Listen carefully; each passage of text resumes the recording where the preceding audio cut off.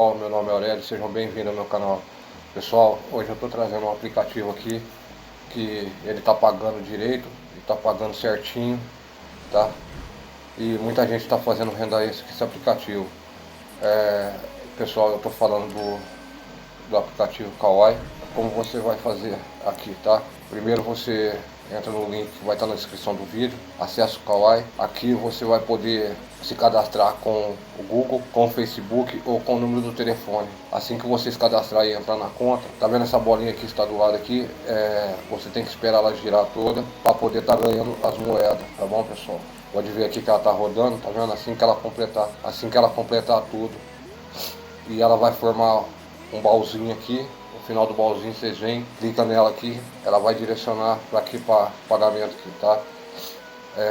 Como vocês podem ver, eu já estou com R$31 aqui que eu já ganhei nele. Aqui é os pontos que você ganha na moeda. Aí esses pontos aqui vocês vão trocar pelo dinheiro, tá? Então vocês vão apertar em cima dele, vir aqui, apertar aqui de novo em resgatar. Aqui vocês vão pôr a mão aqui, ó, arrastar aqui e aqui em resgatar, tá bom? Aí vai pro seu saldo lá de dinheiro.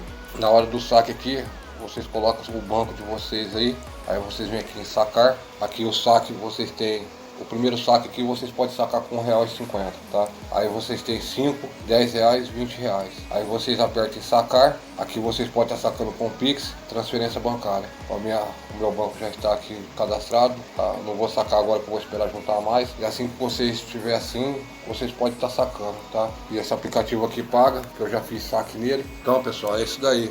Vamos entrar aqui no aplicativo. Tá? Vamos estar juntando nosso dinheiro aí para estar fazendo uma renda extra. E vamos, é isso aí, pessoal. Esse é o vídeo. Não deixe de se inscrever no canal, deixar seu like, que é muito importante.